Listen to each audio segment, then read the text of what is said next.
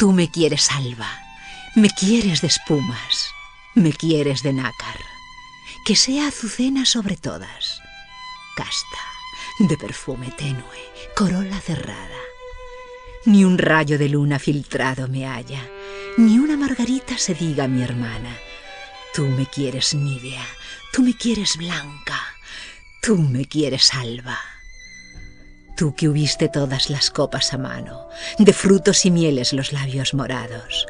Tú que en el banquete cubierto de pámpanos dejaste las carnes festejando a Baco. Tú que en los jardines negros del engaño, vestido de rojo, corriste al estrago. Tú que el esqueleto conservas intacto. No sé todavía por cuáles milagros me pretendes blanca, Dios te lo perdone. Me pretendes casta, Dios te lo perdone. Me pretendes alba. Huye hacia los bosques, vete a la montaña, límpiate la boca, vive en las cabañas. Toca con las manos la tierra mojada, alimenta el cuerpo con raíz amarga.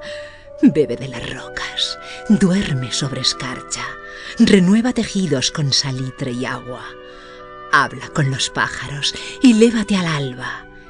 Y cuando las carnes te sean tornadas, y cuando hayas puesto en ellas el alma que por las alcobas se quedó enredada, entonces, buen hombre, preténdeme blanca, preténdeme nívea, preténdeme casta.